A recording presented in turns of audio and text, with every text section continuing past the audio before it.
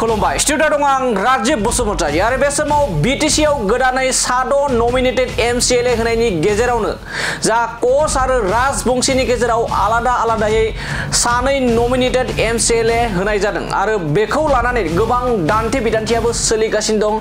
कच आरो राजबंशीनि गेजेरावबो बेयाव सोंखारिलायनायाबो सोलिगासिनो दं आरो बेखौ लानानैनो बीटीसीनि सीईएम हाग्रामा महिलारी बिथाङा गिबि खेबनि थाखाय बाथ्रा बुंदों।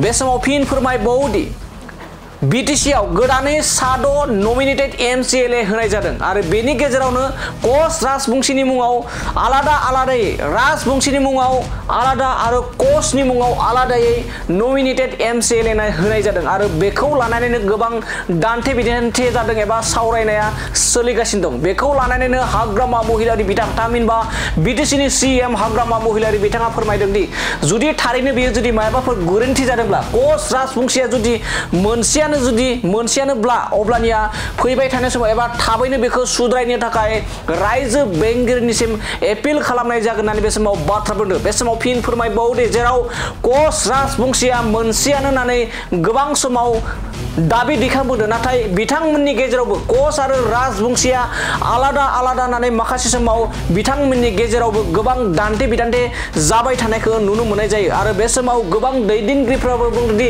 कच राजबंशीनो मानो आलादा आलादा सानै एमसीएलए होनाय जादों होननानै गोबां बाथ्रा ओंखारगासिनो दं। बेखौ लानानै बाथ्रा बुंदों जेराव कच आरो राजबंशी आरो कचनि मुङाव आलादा आलादा नमिनेटेड एमसीएलए होनाय जादों।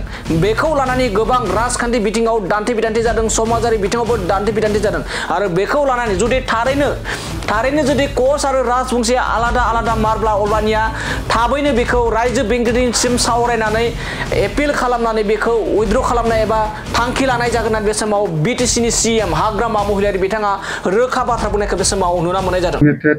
ছয়জন নমিনেটেড মেম্বার এটোলৈ কিছু বিতর্ক চলিছে।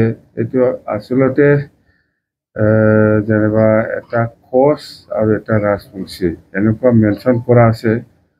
এটো যদি আইনগতভাৱে যদি হেতু যদি রাইট নহয় বেআইনী হৈছে তেতিয়া এইটো আমি গভৰ্ণৰ ডাঙৰীয়াক বা অসম চৰকাৰক আকৌ ৰিকুৱেষ্ট কৰি পেলাই সেইটো আমি কাৰেক্ট কৰিবৰ কাৰণে আমি ইতিমধ্যে আমাৰ মাজত আলোচনা হৈছে। যেহেতু আমি দিছিলোঁ যেনিবা হেমপ্ৰভা দেৱীক আমি ভাবিছিলোঁ যে শৰণীয়া কছাৰী হিচাপে আমি দিম বুলি। তো ইয়াত নটিফিকেশ্যনত এনেকুৱা আহিছে কচ হিচাপে। তো ইয়াত আমাৰ অলপ আমাৰ মাজত ভুল বুজাবুজি হৈছে, এইটো আমি সমাধান কৰি ল'ম। তো কচ ৰাজবংশী হিচাপেতো আমাৰ পৰমেশ্বৰ ৰায় আছে আৰু আকৌ কচ হিচাপে হেমপ্ৰভা দেৱী বাইদেউক নমিনেটেড কৰা হ'ল। সেইটো লৈ অলপ আমাৰ মাজত ভুল বুজাবুজি হৈছে, এইটো আমি কাৰেকশ্যন কৰি ল'ম। যদি ভুল হৈছে এইটো আমি আইনগতভাৱে আমি চাম, যদি কেঞ্চেল কৰিব লাগে আমি কেঞ্চেল কৰিম, এইটো স্পষ্ট কথা।